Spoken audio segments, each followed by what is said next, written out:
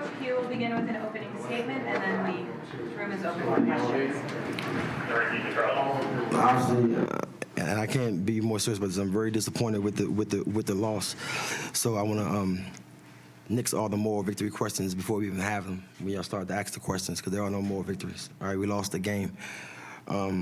Just very disappointed in our third quarter. We came out third quarter and didn't execute. We gave up free throw rebounds. We gave up 2 free throw rebounds, not communicating on the free throw line, and we can't give up 7 points with pretty much no time running off the clock. You can't beat the number 1 team in the country like that. So that was very disappointing in that third quarter. We gave up 31 points in the first half. They gave up 31 points in the quarter. And you cannot beat the number 1 team in the country like that. So just a really disappointing second half. We got to do a better job of being able to close down teams. And there are no more victories. When you give up 50 points in a half. We got to do a better job defensively and rebounding the basketball. Coach, in terms of those free throw offensive rebounds, is that a lack of miscommunication? Is it a lack of effort? Is it? It's just not communicating. The one kid just pretty much just walks in and gets the rebound, and the second one, I think the shooter got the rebound, and it's just lack of focus and not communicating on who's boxing out and who's pinching and who's getting the shooter. I mean, you can't give those 7 points up like that. Coach, is that what changed maybe in the second half? Communication breakdowns, maybe it was a bigger the reason, or maybe a relaxation by the girls? What changed? I don't know. I say Oregon definitely changed, right? They came out with a different kind of energy in the third quarter. I thought Oregon played really tough in the first half. We played a tough first half, but they came out in that third quarter and really made some things happen. And you just got to be conscious of those runs and situations. And we talk about good teams are going to make runs. They made runs, we made runs. But who can stop the run or who can sustain the run? And that's what it came down to. You didn't let Sabrina score until halfway through the second quarter. Did you put an emphasis on guarding her at first? Yes. Coach, in terms of at one point in the first quarter, you had 23 point attempts, only 6 shots inside the arc. Was that a point of emphasis going into it, and just to make it a 3-point contest? No, they're a very good help defense team, and they really help early on penetration.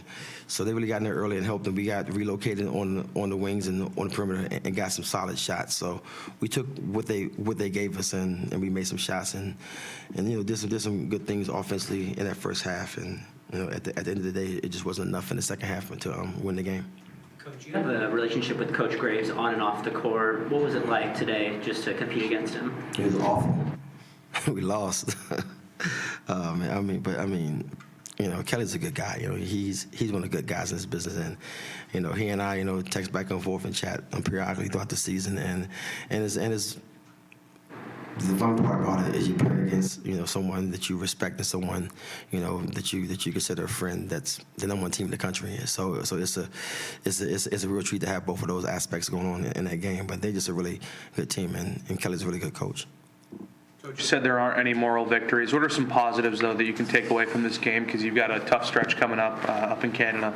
You're going to make me do this, huh? You're going to make me find something, huh? At least one. All right, I'll find one.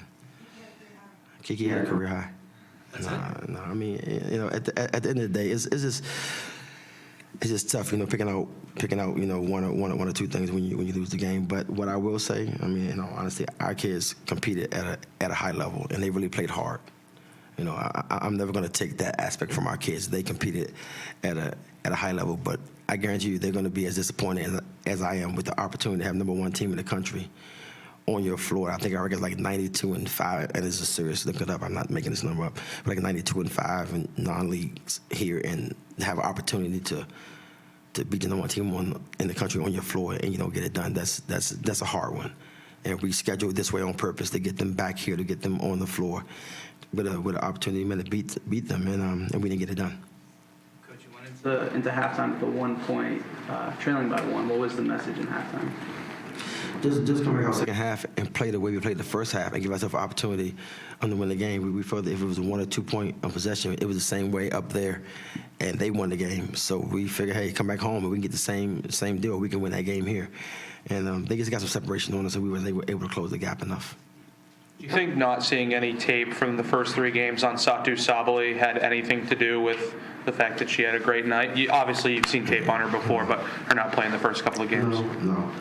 She's a great player, and we prepare for her as if she was been here all 3 games because we know what kind of player she is. We have tape from last year. We know what kind of player she is, and we know that with her size on the perimeter and the way she plays, that if we don't get there and close her out early, that she's going to make 3-point shots, and she did a good job. She definitely makes them different. And when you add her into the lineup, they're a totally different basketball team. I know you schedule tough every year, Coach, but playing this team this early in the season, how much does that help you with these games coming up this week or eventually when you get into the ACC schedule? It's great because this is what you see night in and night out. In our tournament that we're playing next week, the path could be Houston, Stanford, and Mississippi State. That's what we want to do, Houston, Stanford, Mississippi State.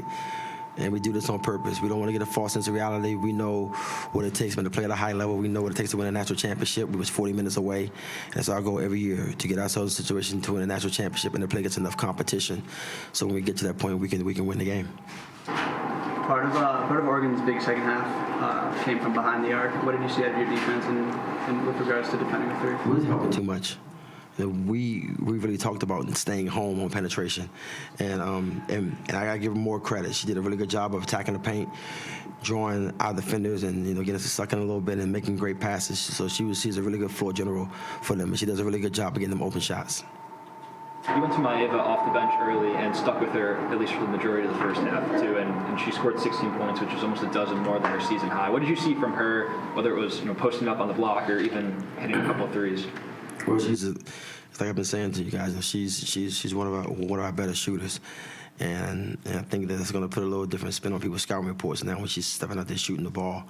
Now you have to come guard her. Now you're going to see her put the ball on the floor 2 or 3 times to get to the basket too, and it's going to be a totally different experience, with her on the floor playing that way. We need her. We need Maeva to play confident, and we need Amaya to score inside for us, and we need all of our post players to play at a high level. And tonight, Maeva did a really good job. One more question. Tisha Hyman getting her first action of the year, obviously limited minutes against a tough team like this. Kind of what did you see from her getting her first time out on the floor? She was fine. Tisha's athletic and she's explosive and she can really put the ball on the floor and get to the basket. You guys saw her get by her player pretty easily. She can play. So I'm looking forward to getting her back going and hopefully she gets out of here and her knee reacts properly, and then we can continue to increase her minutes. She's going to be an important part of our season this year. Thanks, Coach. All right, thank you.